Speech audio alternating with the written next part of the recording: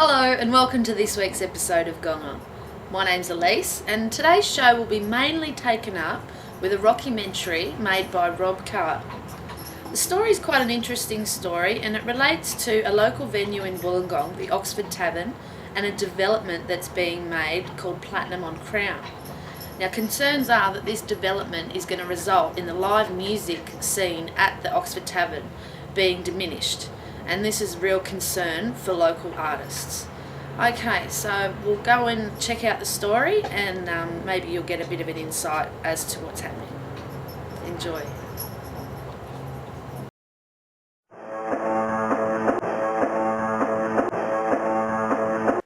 It's really awesome that there's like twice as many people here tonight as there was last week.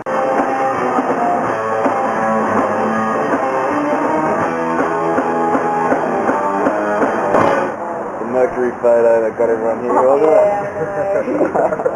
Those lots of publicity as well.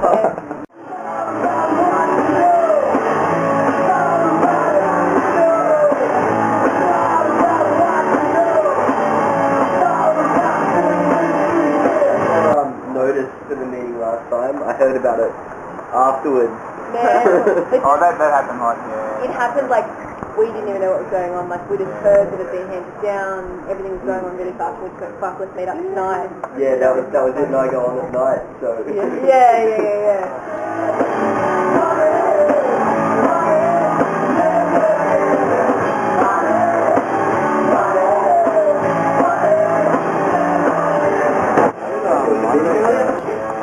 Monday was pretty cool, but we had over 100 people talk about it.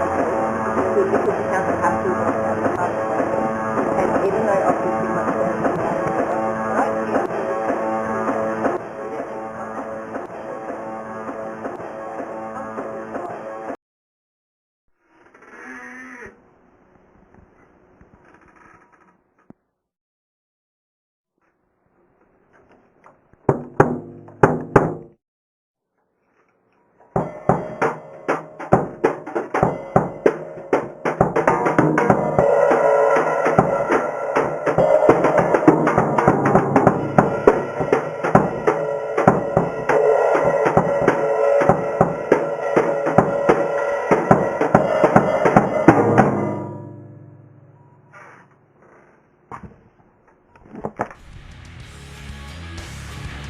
G'day, welcome to Wollongong Rock.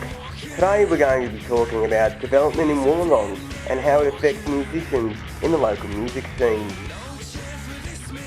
Currently, the main concern for musicians is the loss of Wollongong's most central venue, the Oxford Tavern. Some of the issues worrying musicians at the moment include the Platinum on Crown development and its possible effect on the Oxford Tavern, Wollongong's most central music venue, one of the only venues in town that actually gives local bands as well as national and international bands a go. This venue will be affected by the Platinum on Crown development, which seeks to not only restrict the sound levels at the Oxford, but also to demolish heritage buildings. You see, the Oxford Tavern is part of a vital balance in maintaining diversity in local culture. Currently, there are 6 other venues in the CBD, all owned by the one consortium that maintain top 40 or dance club formats. Without the Oxford Tavern, the question remains, where would local alternative street culture go?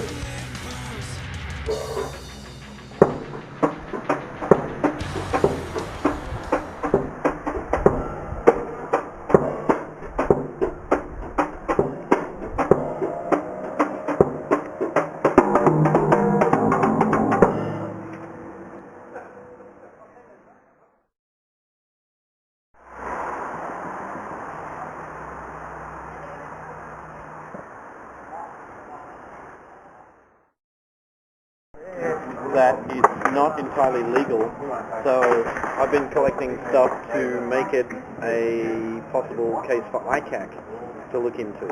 Yeah, look into it. Okay. ICAC, the Independent Commission Against Corruption, because the fact that they handed over the decision to someone who has always been saying that he wants it to go through means that it's no longer an objective process. And the fact that he was also telling town planners to pass things that they had issues over means that it's money changing hands. Yeah. Every single councillor voted for it to go to Land and Environment Court, Yes. and then it went there, and then all of a sudden It came back withdrawn. because Rod Oxley has a porn star moustache does. from the 70s. Oh, yeah. That's let me pass this motion. So him and Mr. Potato Head, who we call Alex Starling, seem to be really pushing this thing through. Camelli kicked out people before it had even remotely been. You're doing arty angles. Why? I'm not on MTV. No older people can get that job, and no women can get that job. It's a very limited employment opportunity. Yeah, and it's only jobs for a limited amount of time anyway. And why isn't it happening in Lower Crown Street, where all the old buildings are there? And who owns them? No, like the Middle Crown Street. Yeah, the West End. This has tourist potential. They're trying to develop City Beach. The money. This place, this part of town isn't ugly. That part up there needs a lot of work. And like, the mall needs bloody lot of work. If they want to I develop find it that ironic town, that I'd the be junkies happy. do deals right next to the police station. I had to use to the police report was I was intimidated because they didn't say anything that they were going to physically fuck me up. No, but they did say that they were representing the owners of the building. Yeah, but they didn't say who that was. Doesn't matter. There is only one owner of the building. That's Camelli. Yeah, but the building was in the process of being sold, so I don't know who was the actual owner at that time. Because we're going to take you to court, we're going to kick your ass, nothing identifying. I'm like, I called my boss, And and she kept saying, who's going to take me to court? because I said, like, I'm not responsible. Like, I'm a worker. I don't own this place. I was like, you need to talk to my boss, and they were like, oh, well, we're passing on a message.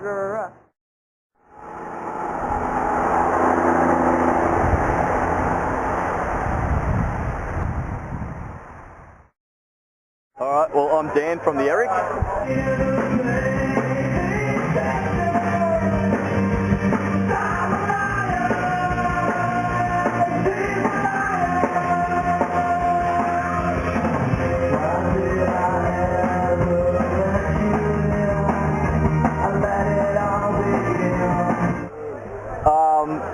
Have you heard about this?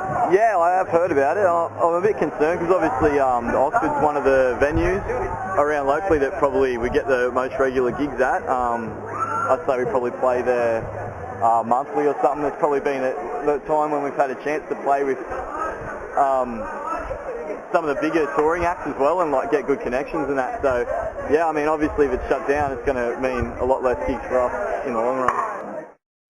John Well, I don't know. Has he been in there? I've never seen a rat in there.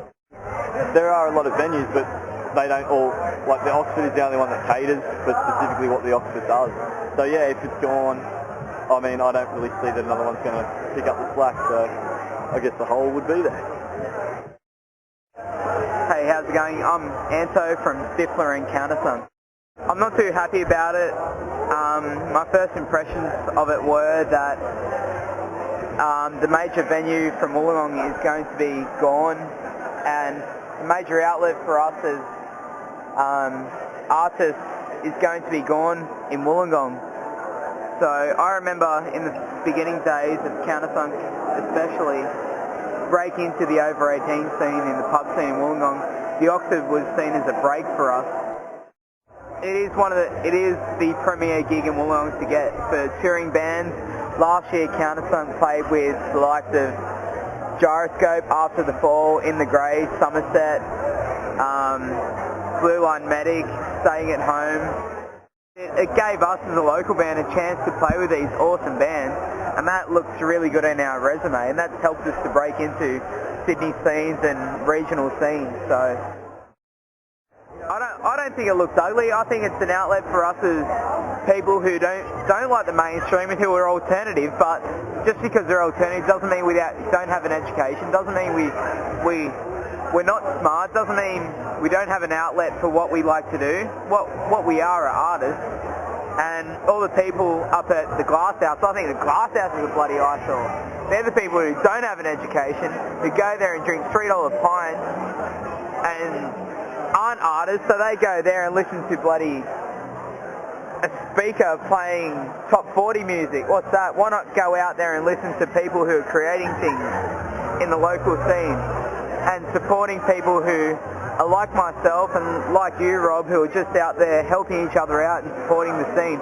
I'm there Friday, Saturday night every weekend, just supporting people like myself who are trying to give it a go and having a gig at the best venue in Wollongong. I'm extremely passionate because I've been in it for 5 years now and I don't want to see it die. That's all I want to say. Hi, my name is Will Farrier and I play in Ohana. Oh, well, I mean, at the moment it's the only place where touring bands are coming down, so it's going to, apart from the Unibar, of course, but it's going to take away a lot of opportunities for bands to hook up with good support and sort of build their fan base that way, so it's going to affect people big. I mean, like, if it happens, and the scene will come back somewhere, but it's a matter of finding a good venue, and it might take a little longer than usual.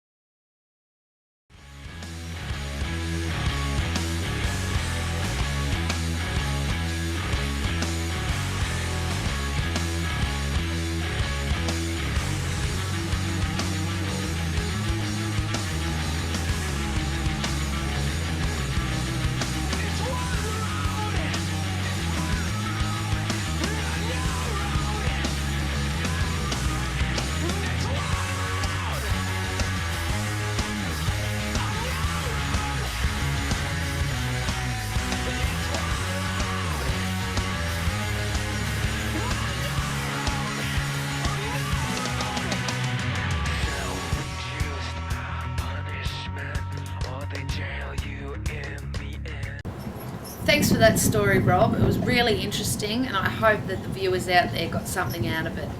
If you have anything you'd like to add to this situation, please contact us at www.gongon.com.au and leave your side of the story. Okay, that's it for today. Because the documentary went for so long, we haven't got time for anything else. So I hope you'll join us again next week. I hope you have a great weekend. See ya.